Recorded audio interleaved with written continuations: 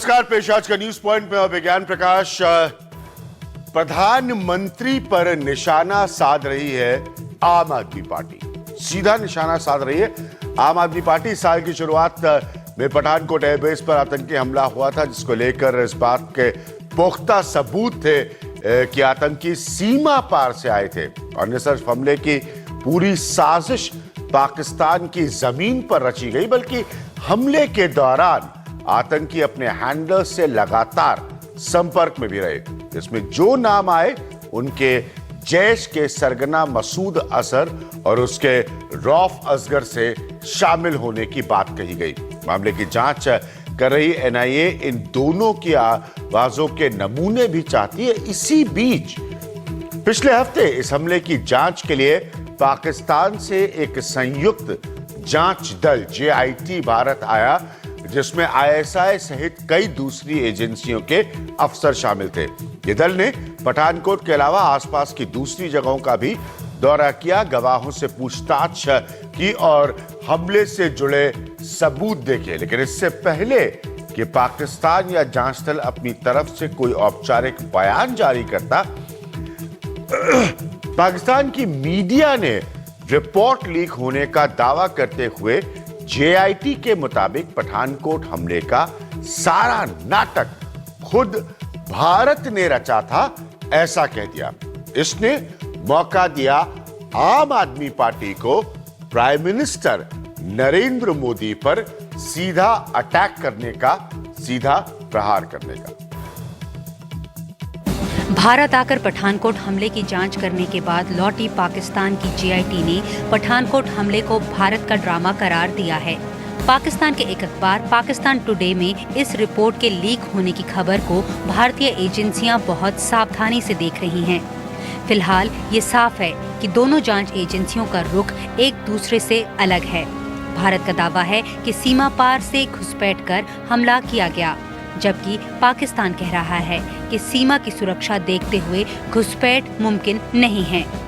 भारत ने एक हमलावर के DNA के नमूने भी दिए हैं, लेकिन पाकिस्तान कहता है कि इसका मिलान किससे करे। यही बात आवाज के नमूनों के बारे में भी कही जा रही है। भारत कह रहा है पाकिस्तान आतंकियों तक पहुंचे, जबकि पाकिस्तान का कहना है कि साजिश उसके यहाँ नहीं हुई है। जाहिर है पाक JIT को भारत आने देने का मामला सवालों से घिर गया है। इसको लेकर सरकार सफाई दे रही है तो विपक्ष हमले कर रहा है। पठानकोट के बाद वहाँ के प्रधानमंत्री नवाज शरीफ साहब ने कहा कि हम गिल्टी लोग जो भी हैं इसके पीछे, उनको हम एक्शन लेना चाहते हैं उनके खिलाफ। अब ये तो बात पाकिस्तान को सिद्ध करना है, उनकी टीम है। यदि पाकिस्तान नहीं करेंगे तो अपने आप ही एक्सपोज हो जाएंगे। इसमें भारत की क्या कमी हुई है, मुझे समझ नहीं आ रहा। अगर भारत में शीर्ष स्थानों पर बैठे लोग ये समझ रहे थे कि पाकिस्तान इस बात को कबूल कर लेगा कि पठानकोट या गुरदासपुर में उनका हाथ है, तो वो बिल्कुल ही यहाँ तो ख्याली दुनिया में रहते हैं या मानसिक रूप से पूरी तरह से पैदल। इत्तेफाक से जिस समय पाक JIT भारत का दौरा कर रही थी, उसी समय पाकिस्तान ने एक भारतीय जासूस कुलभूषण जाधव को पकड़ने का दावा किया। जाहिर है भारत और पाकिस्तान के बीच भरोसे की कमी साफ दिख रही है। JIT की जांच के दौरान भी ये कमी दिखी। उधर NIA का कहना है भारत ने पाकिस्तान को पूरे सबूत दिए हैं। मसूद रऊफ काशिफ और लतीफ शरीफ के नाम भी दिए हैं।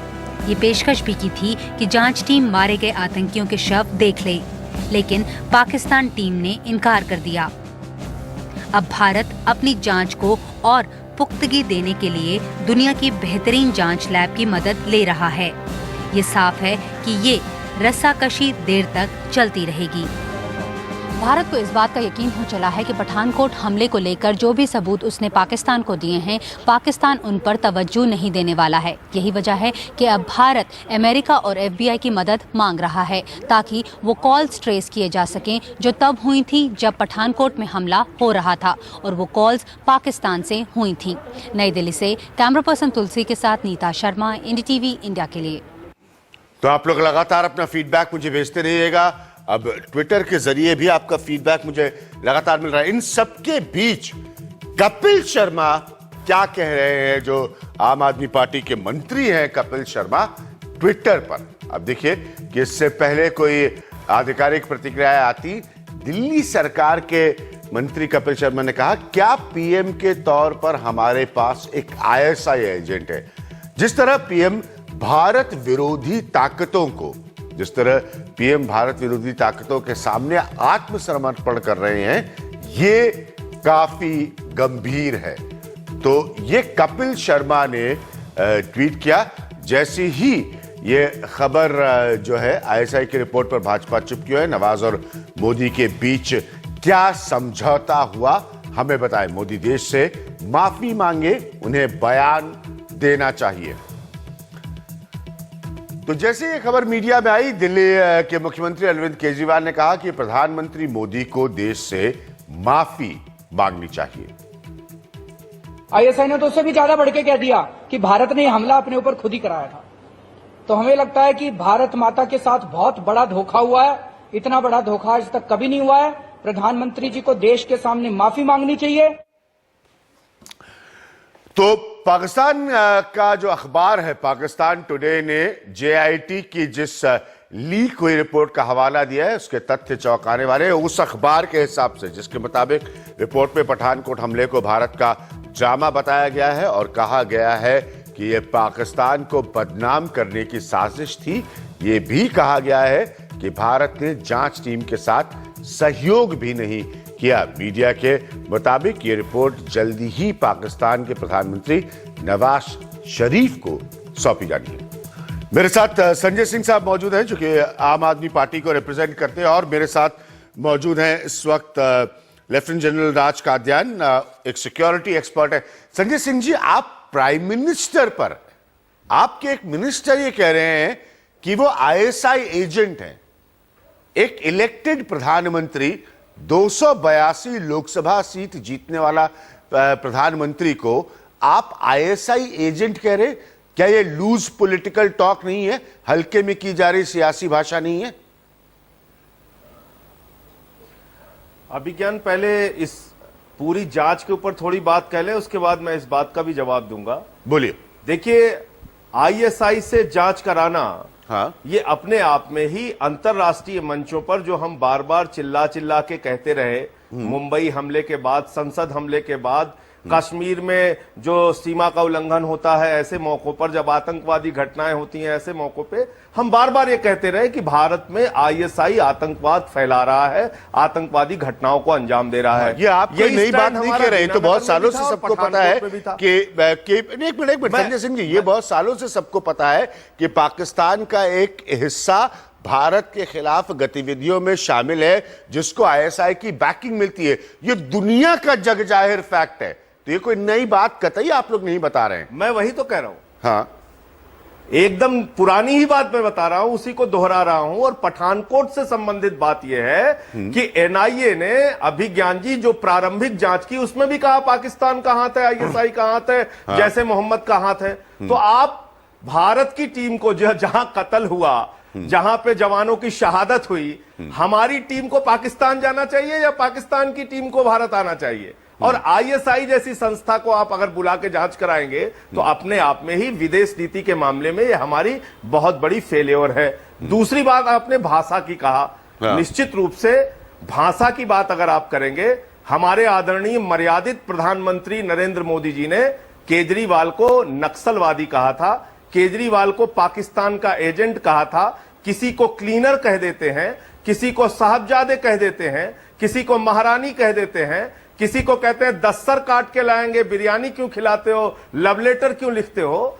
कोई भाजपा का नेता कहता है जीभ काट देंगे, कोई कहता है पाकिस्तान भेज देंगे।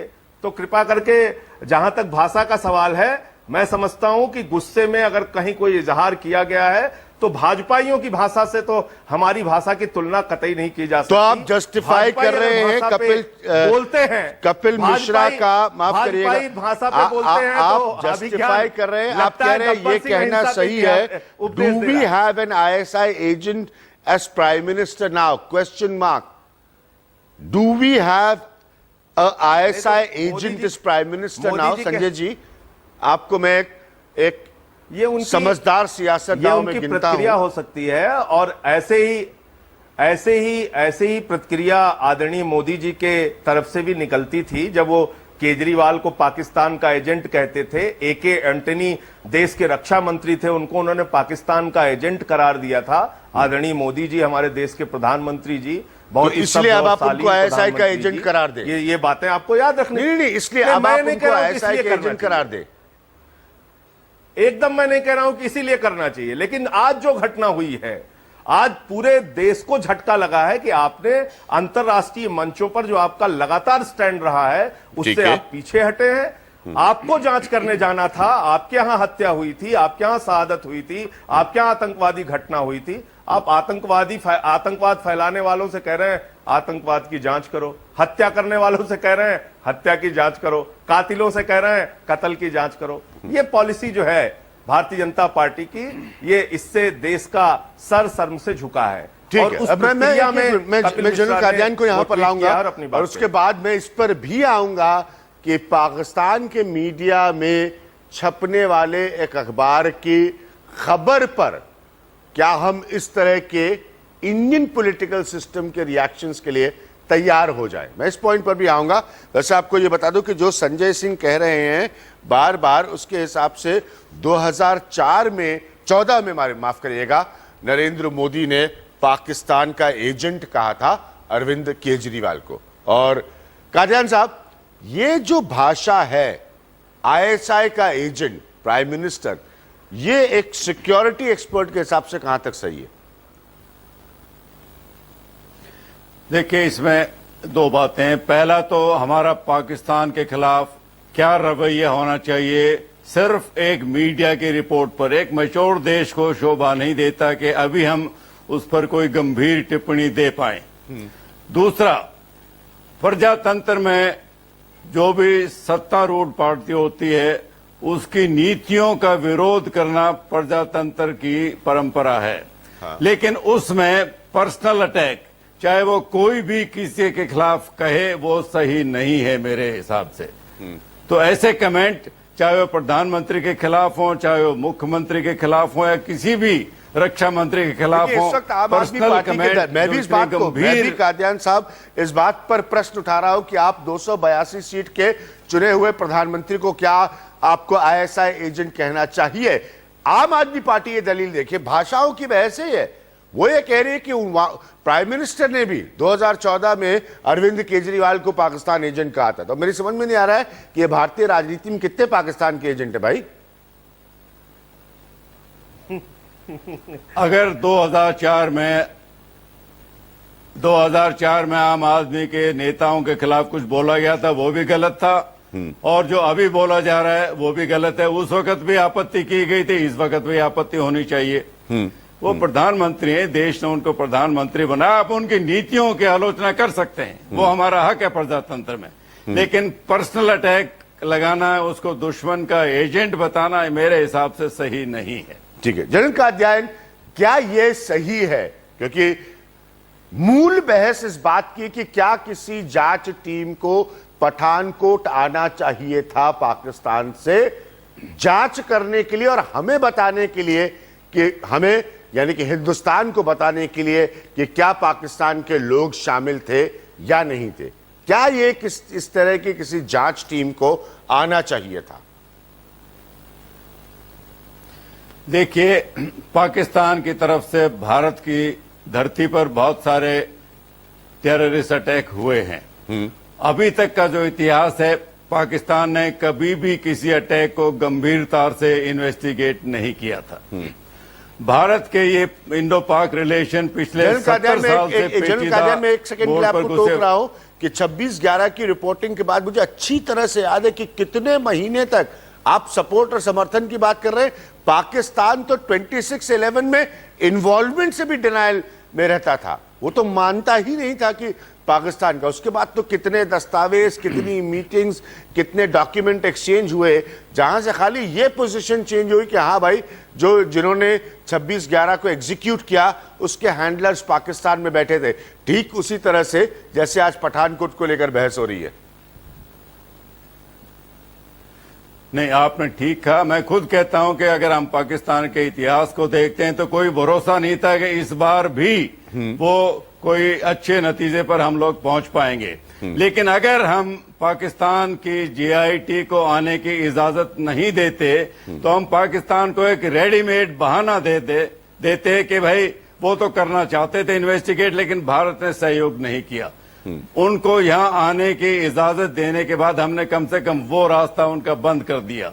शायद अभी भी इसका कोई पॉजिटिव रिजल्ट ना निकले, लेकिन अब उनको कोई नया बहाना ढूंढना पड़ेगा। और अगर मीडिया रिपोर्ट सही है तो जो बहाना उन्होंने ढूंढा है। मैंने इसी प्रोग्राम में कुछ समय पहले और उसके बाद बहुत ज्यादा लोगों ने रिएक्ट किया। अगर मेरा आउटपुट एडिटर वापस वो बयान दिखा दे, जब मैंने बताया था कि चुनावी भाषणों में नरेंद्र मोदी पाकिस्तान के प्रति क्या बोलते थे, और वहीं से मैंने उनके उस भाषण का अंश पहली बार लोगों के सामने रखा था, जब वो ये कहते थे कि लव लेटर लिखना बंद करो पाकिस्तान को पाकिस्तान की भाषा में जवाब दो। ये सब नरेंद्र मोदी के शब्द हैं। मैं समझता हूं इस बात को, मैं बहुत गवर्नमेंट से प्राइम मिनिस्टर देख चुका हूं, मैं समझता हूं कि प्रधानमंत्री बनने के बाद आपको भाषा बदलनी पड़ती है, लेकिन क्या आपको इस हद तक बदलनी पड़े कि नहीं आप उनकी इन्वेस्टिगेटिंग एजेंसी भी बुला लीजिए, क्योंकि आपको ऐसा लग रहा है कि कहीं ऐसा नहीं हो कि पाकिस्तान से आपको जो इंटरनेशनल फ्रंट पे जाकर इक्वेशन समझाने हैं वो बिगड़ जाए। नहीं, देखिए, प्रधानमंत्री जो किया है, अगर आपके 70 साल से एक अप्रोच कामयाब नहीं हो रही रिश्तों को सुधारने में, तो आपको नई अप्रोच अडॉप्ट करनी चाहिए। मैं उसका समर्थन करता हूं। तो नई अप्रोच क्या है? जाना भी नई अप्रोच का हिस्सा था। यही तो मैं नहीं समझ पाया अभी तक कि नई अप्रोच क्या है। लाहौर जाना नई अप्रोच है पारिवारिक फंक्शन में नवाज शरीफ के यहाँ शामिल होना, उसके गिनती के दिनों के बाद पठानकोट की घटना होना, फिर यह कहना कि साहब हमें उनकी इन्वेस्टिगेशन एजेंसी की। तो ये नई अप्रोच एक्चुअली है क्या? मुझे तो अभी तक बड़ा असमंजस हो जाता है जान करके ये नई अप्रोच कौन सी होती है। देखिए, हम एक प्रजातंत्र हैं, हम अपनी पूंजी पड़ोसी देश के प्रजातंत्र में जो इलेक्टेड प्राइम मिनिस्टर उस पर लगाएंगे। वही प्रधानमंत्री ने किया। आज के दिन जो दो प्रधानमंत्रियों के बीच में आपसी रिश्ते हैं वो आज तक नहीं हुए थे। ये भी पहली बार था कि पाकिस्तान की पुलिस और इंटेलिजेंस टीम को भारत में आने की इजाजत दी। ये भी नई अप्रोच का हिस्सा है। मैं इसका समर्थन करता हूं। इसका रिजल्ट ना निकले इसकी पहले भी उम्मीद नहीं थी, अभी भी उम्मीद नहीं है। ठीक है, तो आप कह रहे हैं कि आगे कोई आतंकवादी घटना हो तो वापस बुलाइए आप ISI की टीम को। General Katyayan, are you comfortable with this? आपको इत्मीनान इस बात से कि आगे कोई अगर घटना हो तो वापस बुलाइए आप ISI की टीम को जांच करने के लिए? नहीं, आगे के लिए मैं नहीं कहता। अगर इस बार पाकिस्तान फिर खरा नहीं उतरा तो मैं समझता हूं ये रास्ता बंद है। अभी कोई दूसरे रास्ते इस्तेमाल, जो सख्त रास्ते हैं, जिससे पाकिस्तान को भी वही दर्द महसूस हो जो हमको होता है जब हमारे आदमी मरते हैं। ठीक है, पाकिस्तान को भी उतना ही दुख हो जितना हमको होता है, वो रास्ते इस्तेमाल किया जाए। लेकिन ये आखिरी मौका था, ये देना सही था मेरे हिसाब से। ठीक है, मेरे साथ हम बहुत देर से कोशिश करते हैं। अब मतीन हैदर साहब मौजूद हैं जो कि सीनियर डिफेंस एडिटर हैं डॉन न्यूज के। मतीन, सबसे पहले हम ये जानना चाहते हैं, क्योंकि यहां पर एक पॉलिटिकल पार्टी ने प्राइम मिनिस्टर पर बहुत स्ट्रांग रिएक्शंस दिए, जिससे मुझे कोई ऐतराज नहीं है। प्रजातंत्र में एक दूसरे को अपनी बात बोलने का अधिकार है। ये जो रिपोर्ट है जो इंडिकेटरी है कि साहब अंत में यह कहा जाएगा जांच टीम द्वारा कि ये सब भारत का ड्रामा था, इसमें कुछ था नहीं, ये सब स्टेज मैनेज्ड है, क्या ये रिपोर्ट को हम गंभीरता से ले, सीरियसली ले? जी शुक्रिया। पहले तो प्रोग्राम में बुलाने का शुक्रिया। कोई टेक्निकल इश्यूज की वजह से ऑडियो में प्रॉब्लम था, सॉरी फॉर दैट। और आपके प्रोग्राम में शिरकत करके खुशी हो रही है, लेकिन इशू बहुत इम्पोर्टेंट है। और ये जो रिपोर्ट अभी आई है, मैं ये समझता हूँ कि आप यकीनी तौर पे जो पठानकोट की तहकीकात के सिलसिले में पाकिस्तानी JIT की बात कर रहे हैं जी, JIT की रिपोर्ट की बात कर रहे हैं। रिपोर्ट अभी ऑफिशियली पाकिस्तानी प्रधानमंत्री तक सबमिट नहीं हुई। अभी इसके कुछ लीक्स आए इस रिपोर्ट के, वो अखबारात में आए, कुछ कल भी आए थे कुछ चैनल्स में। और उसमें ये बात थी कि मसूद अजहर का जो लिंक है पठानकोट हमले पे वो साबित नहीं किया जा सका। और आज की रिपोर्ट के मुताबिक ISI का कोई लिंक साबित नहीं किया जा सका पठानकोट अटैक में, if I am correct, according to Pakistan today report. Mateen sahab, मेरा सवाल है कि इनको जो लीक्स आप बता रहे हैं वहां के प्रेस में आई हैं पाकिस्तान के, इनको हम कितना गंभीरता से लें, कितनी जी बिल्कुल जी बिल्कुल कितनी आप सच्चाई निकल सकती है अंततः इन रिपोर्ट्स में? जी बिल्कुल रिपोर्ट्स को पहले तो इसमें दो पहलू हैं। एक तो अभी ऑफिशियल कोई अनाउंसमेंट नहीं हुई, लेकिन जिस तरह के रिपोर्ट्स में क्रेडिबल सोर्सेज को कोट किया गया है, coating the authoritative and credible sources inside from the JIT, तो मैं ये समझता हूँ कि ये अभी इनिशियल लेवल की अभी प्रिलिमिनरी रिपोर्ट है या उसके इब्तदाई चैप्टर्स हैं, लेकिन इसको हमें सीरियसली लेना चाहिए। चूंकि कल भी मेरी एक बड़े सीनियर लेवल पे बात हुई थी और उन्होंने यही बताया था कि जो पाकिस्तानी जेआईटी है उसने वहां पे जो इन्वेस्टिगेशन की, जो एविडेंसेस कलेक्ट की, अव्वल तो मसूद अजहर का कोई लिंक साबित नहीं हो रहा और दूसरी ये भी बात दुरुस्त है कि इंटर सर्विसेज इंटेलिजेंस का भी कोई लिंक इसमें साबित नहीं हो रहा। लेकिन मैं ये समझता हूँ कि जहां तक पाकिस्तान का किरदार है, इंडिया की तरफ से बिल्कुल उंगली उठाई गई कि जी मसूद अजहर, आईएसआई, फलाने एक्टर्स, फलाने नॉन स्टेट एक्टर्स, ये सब, लेकिन पाकिस्तान ने इस अटैक से पहले बहुत जिम्मेदारी का मुजाहरा किया और इंटेलिजेंस शेयरिंग की इंडिया के साथ, इंटेलिजेंस शेयरिंग की कि there might be an attack on Pathankot. तो मैं ये समझता हूँ कि इंडिया को उस कॉन्टेक्स्ट में देखना चाहिए कि how serious Pakistan is in countering terrorism from the region and how serious Pakistan जो है वो इंडिया के साथ कोऑपरेट कर रहा है। लेकिन इंडिया की तरफ से जो जेस्चर्स आते हैं पठानकोट के इमीडिएटली बाद आपने देखा कि इंडिया की तरफ से पॉलिटिकल लेवल पे उतनी इस दफा शिद्दत के बयानात नहीं आए, जो मैं समझता हूँ बहुत बेहतर है, जिस तरह माजी में आते रहे। लेकिन इंडियन मीडिया की तरफ से बगैर सोचे समझे, बगैर किसी तहकीक किए पाकिस्तान पे बरह रास्त इल्जामात लगाए गए, जिससे माहौल खराब हुआ। लेकिन आपने ये भी देखा कि दोनों प्रधानमंत्री मिले भी, लाहौर में मिले, और ये जो पठानकोट का वाकया इसने माहौल को जरूर खराब किया। लेकिन ये जो रिपोर्ट के कंटेंट्स अभी तक आए, इसको सीरियसली लेना चाहिए, चूंकि अथॉरिटेटिव सोर्सेज हैं, लीक्स जो हैं वो हालांकि अभी कोई चीज हतमी तौर पे नहीं कही जा सकती, लेकिन फिर भी जो चीजें आई हैं मैं समझता हूँ कि वो काबिल एतबार हैं, उनको सीरियसली लेना चाहिए। और इंडियन मीडिया को और इंडियन पॉलिटिकल लीडरशिप और जो आपका इंटेलिजेंसिया एक्स जनरल्स हैं, आई थिंक ये उनको भी इस माहौल को विशिएट नहीं करना चाहिए, माहौल को बिगाड़ना नहीं चाहिए।